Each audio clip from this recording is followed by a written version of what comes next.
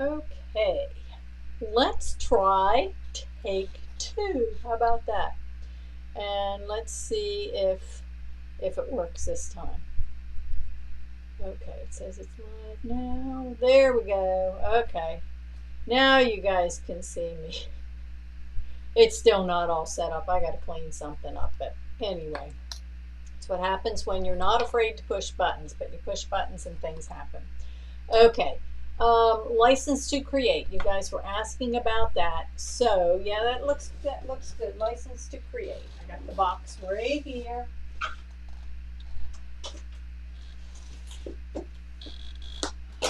For anybody that doesn't know what it is, this is our license to create box. Okay, I put together 25 of these, so I think we might have a couple of them available. So what we're doing is, if you are interested, you get this great big box from R&K. Then we add the fabric, we add the classes, and they also have a binder, and in the binder is videos as well as written instructions. So let me grab this down here. Okay, in the box you get the book Holiday Harvest, and that has the 5 projects in there. So there's 5 different projects. You get the designs are on a USB stick as well as the videos. So there is an instructor already on there teaching. So you could technically do this all by yourself, but it's so much more fun with friends. And you've got all of the directions written out. Inside your box, you have all of the stabilizers that you need. So, you know, when you do like a Kimberbell event, you make a couple projects, little projects in one day. You have everything that you need. This is done differently in that you've got all of the stuff for the projects. You've got the videos, and we do the classes too. And we spread it out over 5 weeks so that we're not trying to get everything done all at one time. We spread it out and we have a good time with it. So with this one, we're going to be making a trick-or-treat bag, a Halloween trick-or-treat bag. And the bat on the back is reverse applique. So we're going to be sewing strips, doing reverse applique. We're going to be doing some applique on the front. We're going to be doing some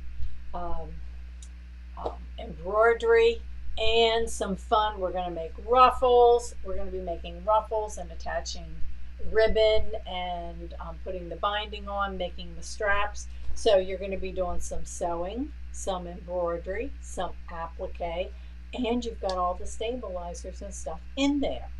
So we're going to be doing that. The classes will run from 11 to 4, starting the 30th, next Tuesday. So there'll be 5 Tuesdays from 11 to 4. So we're going to take all day so that you have plenty of time to work on the project and sew, sew with your friends. So that's the trick-or-treat bag. That's not what we're starting with. That just happens to be the first one in the book. But the instructions, excellent, excellent. They've really upped their game this time. They listened to some of our suggestions, and the fabrics or colors, they're ones that you can easily see. We are starting with the gnome. The gnome is going to be our first one. And I'm going to come back to him in a minute because we're going to have some fun with the gnome. Then after that, we're going to be doing some houses. We're going to be making this way. We're going to be making some little houses, and those are all have the real stiff stabilizer on the back so that you can hang them. You can make them into ornaments, tags. You can make them for a holiday. You could make them haunted houses. You can make them Christmas houses. We're going to be making a woodland storybook, and that is 3-dimensional in that the little creatures are all made out of felt with a little bit of, I'm not sure if they have, I don't think they have stuffing in them because they fit behind the tree. So there's a tree with an opening in it. We've got pebbles, so if you want to make water or a stone path, you're actually going to have enough fabrics that I put in there, the pieces and stuff, to give you choices. So you can kind of design, and hoping that we'll have some creativity going on with it. So we're going to be doing that. And the little book, we're going to be putting a zipper in, the invisible zipper. So you're going to have a zipper in there to put the little pieces in. It's going to have handles. So it's a great little thing that you can kind of take along, or the kiddos can play with it whenever they come to your house. We're going to be making a fall flag. Now don't be alarmed by this bright orange yellow color. Yeah, I found some really nice cream colored canvas, natural color, and we're going to be making the Halloween bags and the garden flag out of that canvas fabric. It's going to have a nice stabilizer in it, so it makes it nice and sturdy. We've got some fun fabrics that we picked for the pumpkins, so you're going to be doing some embroidery on there. Welcome sign. Okay, so we are going to start. I have to tell you, he just happens to be one of my favorites. We're going to start with the gnome. Now your gnome may look a little bit different, but we're going to start with the gnome. So we're making the gnome first, and there's a reason for that. He's made out of that nice stiffy stabilizer. He's got a nice beard, he's got a nose and feet, and he's got a tree for his head. Well, the gnomes are going to travel. You're going to be challenged to take your gnome and take some pictures to share and post on our friends page. Well, that's all good. We are going to have a traveling gnome. I'm going to make one with you next week so that he can travel, and any of you that are going to be part of this program, we'll explain it more next week, you will get to have the opportunity to take pictures with the group gnome. So that gnome is going to travel. Just like Flat Stanley, you know, some of the kids remember Flat Stanley, where he was made off the copy machine and sent around and they took pictures of him. Well, my sister had a Flat Stanley when she was teaching elementary school. And in 2016, and I remember because it was a year I did the Boston Marathon, she sent Flat Stanley to Florida so her kids could see that Flat Stanley went on a vacation in Florida. So I carried him around, and I took him to the beach, and I took him some different places, and I laminated him. I took him to Boston, and I have Flat Stanley's picture at the Boston Marathon. So in your kits, though, you're going to have some extra stuff. So you're actually going to have the opportunity to make some choices. You can make it all exactly the same way that I have my samples, or you'll be able to choose and make some choices. So I put some extra stuff in. I like the little extras. And this is just a sample. This is chenille. This is going to be my gnome's beard. Now I already have one because I made the sample with the white cotton. Well, in the kits, I put the embrace. Shannon's cut it with embrace. So you will have a choice. Your gnome is going to be either blue or white or stripe. So yay. So hello, Carol. We are so glad that you're able to watch us from Moffat, and we are sending our love and prayers to you for healing. I hope it's okay, since you mentioned that it's okay for me to say that. So we're glad that you at least get a chance to watch and join us. And I'll do my best to entertain you. Sometimes I really screw things up, but I try. So if you want to participate, you have to be part of the box because the gnome's in the box. So we do have a few more spots left. Join us. We are going to have some fun with the gnome. So I only have 2 of those projects made right now because I'm juggling and balancing. And over the weekend I did catching up with our block of the month. We've got the brand new block of the month behind us on the wall. if you want to be part of that. Those kits, that one starts in October. It's going to be a really good sewing quilting class. Basic beginners to confident beginners to advanced. We're making triangles, half square triangles, flying geese. Can you look at that? Other than that's the block that's in that quilt behind me. Half square triangles. You take triangles and you cut them up into half squares and turn them into flying geese. You can make all those different blocks just by changing the size and all that stuff. So we're going to be doing that. I have another block of the month coming out. I'm going to delay it just a little bit um, so that we can, I know some people want to do both so that you've got that opportunity. We have our steampunk kits and fabric that should be showing up next month, meaning September, which is only a couple weeks away. So, we've got those. I don't have them priced out yet till I find out when they're coming, and we'll have a sew day. Our sweet as pie Kimberbell's bench pillow, we're doing that. I will get the date. Anybody who purchases the CD, the designs from us, now we hope that you'll get the designs and you'll get the fabric kits unless you want to use your own, or the embellishments. The embellishments are great because they've got all the little stuff. If you don't have a lot of those little stuff things, what's some of the stuff? The felt, the glitter, trying to think of some of the other things in it. Your heat and your heat and bond, your vinyl. You're gonna want the embellishment kit. A lot of that stuff is in there when they put the embellishments.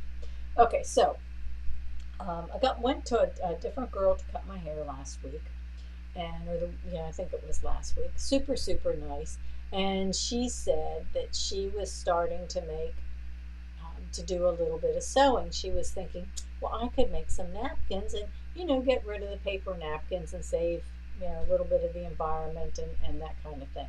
Well, we did that quite a while ago, napkins, and sometimes I'll take some of my leftover fabrics. You make something and then you've got half a yard or whatever, and you can easily turn that into a napkin, and you can have a lot of fun napkins to dress up your table. Kind of brightens things up a little bit.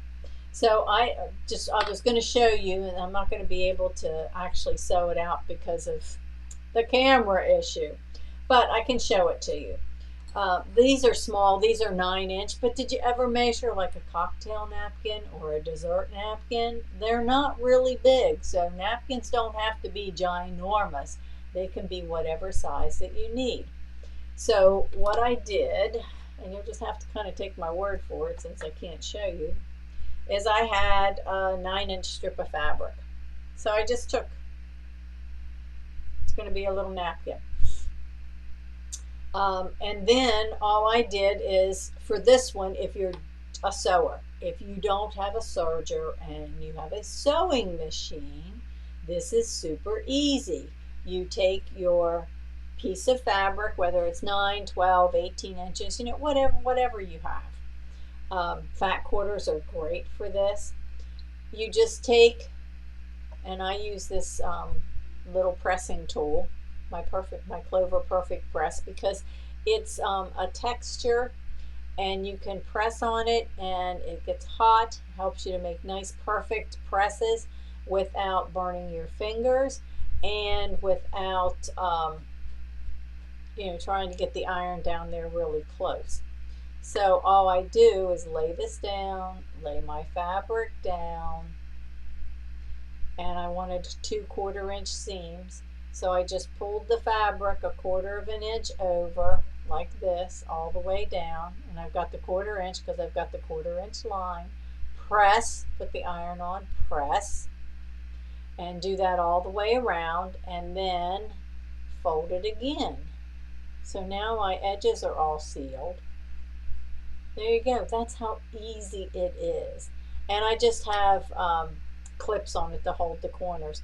Then just put it in your machine and top stitch. You can top stitch with a decorative thread, a twin needle, just a standard color thread, and you're going to top stitch all the way around all four sides.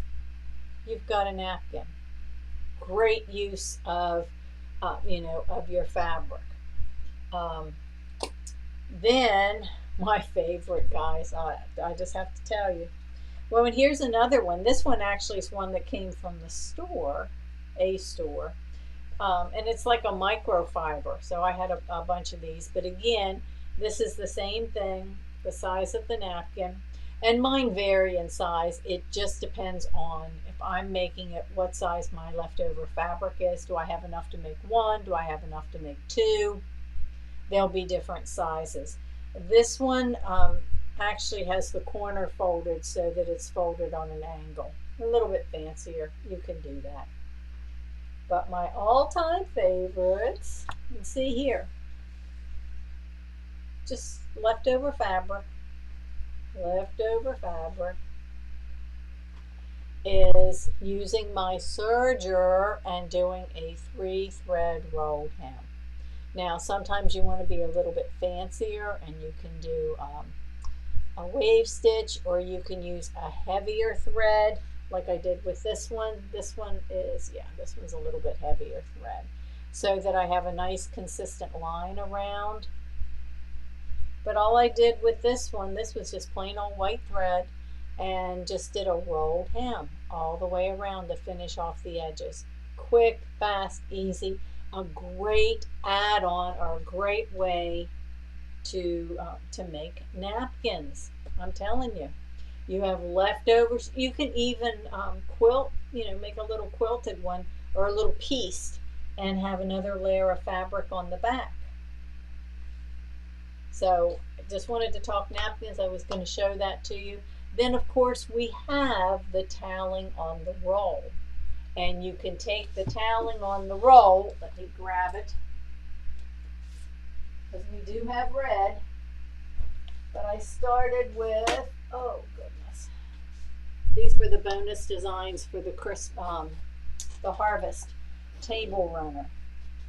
And if you use the toweling, if you want it square, okay, it takes a ½ yard, because the toweling is 16 inches wide, and you want that extra to be able to roll under. And I measure this, I do ½ inch, so that it's consistent. And all you have to do is hem the two sides, and this just has the little embroidery on the corner.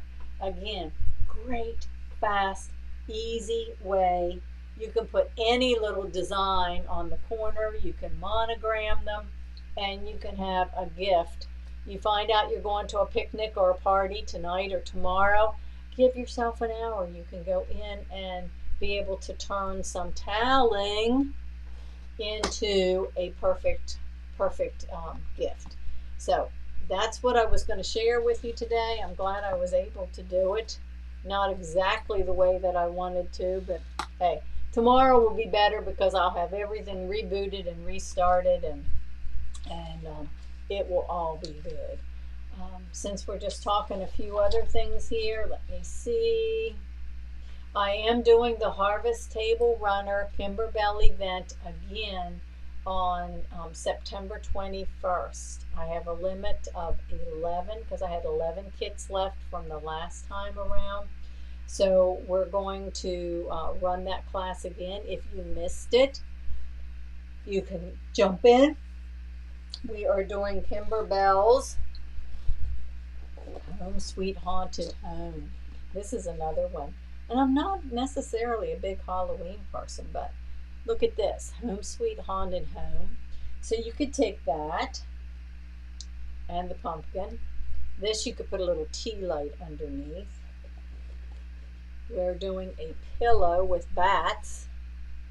Oh my gosh, how cute would that be on the centerpiece to take some of this toweling and to put a bat or something in the corner, and you could have a quick, easy, turn your table into Halloween without, a lot of muss or fuss. Um, we're going to be doing a tea towel. This is the Dead and Breakfast Inn. That's part of it as well.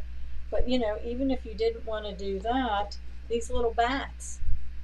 So you could just sew bats on the corner, and that would be a really cute little Halloween pillow or Halloween project for October. So just a couple ideas. Um, let's see. Tomorrow will be Wednesday, so we'll see what Mike's got for Tech Talk. I apologize for all the craziness on here. I'll see if I can get my screen back up and running. And it's what happens. I play with the buttons, and then I push too many of them, and things go a little bit wonky. But I'll get it back, and in time for tomorrow and our class. So make it a great afternoon. If reach out to somebody, a friend, family member, maybe someone you haven't talked in for a while, and a pattern on how to enlarge the orange event bag to hold the orange rulers. Yes, Maria, when you come to the class, a 2-day event class with an orange bag, you remind me, and I do have a PowerPoint I take and I put that into the class so that everybody has it. So yes, that can certainly be done on the next orange bag class, which is this one, Christmas. We're doing the Christmas one next month. That is the end of September, the North Pole tier tray, where we make all the little stuffies and all the little things on the North Pole tier tray. Remind me. I'll make a note on there, and I will do that class and give it the PowerPoint. It's super easy, but you know what? It always helps to have somebody show you how to do it. Makes it easy. In fact, I will take my pen right now, Maria, and the orange pop, I'm putting it right on my calendar.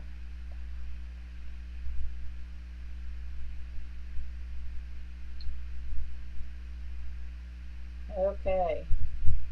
There you go. It's on there. Does anybody have anything else? Any other questions, comments, cares, concerns?